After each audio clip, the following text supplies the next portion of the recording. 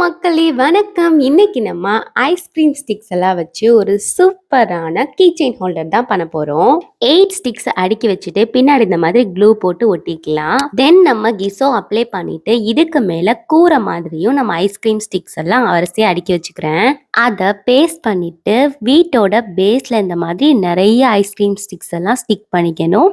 அதுக்கு மேல ice cream sticks எல்லாம் கட் பண்ணி நான் வேலி மாதிரி ஒட்டி வச்சுட்டேன். அதுக்கப்புறம் மொத்தமாக கிசோ அப்ளை பண்ணிட்டு நம்ம கலர் பெயிண்ட்ஸ் அடிக்க ஸ்டார்ட் பண்ணிடலாம். நான் இதுக்கு ஃபுல்லாக அக்ரலிக் பெயிண்ட்ஸ் தான் யூஸ் பண்ணியிருக்கேன். இதுக்கு ஃபுல்லாக நான் கொஞ்சம் லைட் கலர்ஸ் தான் வந்து சூஸ் பண்ணியிருந்தேன். அதுக்கப்புறமா இதில் டோர் ஷேப்பில் நான் கட் பண்ணி ரெட் கலர் பெயிண்ட் அடித்து வச்சுருந்தேன். அதை அதில் ஒட்டிட்டு நம்ம ஃபைனலாக வார்னிஷ் அப்ளை பண்ணிக்கலாம். இதில் எங்கடா கிச்சன் தொங்க விட போகிறாங்க அப்படின்னு நீங்கள் யோசிக்கலாம். அதுக்கெல்லாம் ஃபைனலாக ஆன்சர் இருக்கு. அப்புறம் வீட்டுக்கு பக்கத்தில் 2 பூச்செடியும் வச்சாச்சு.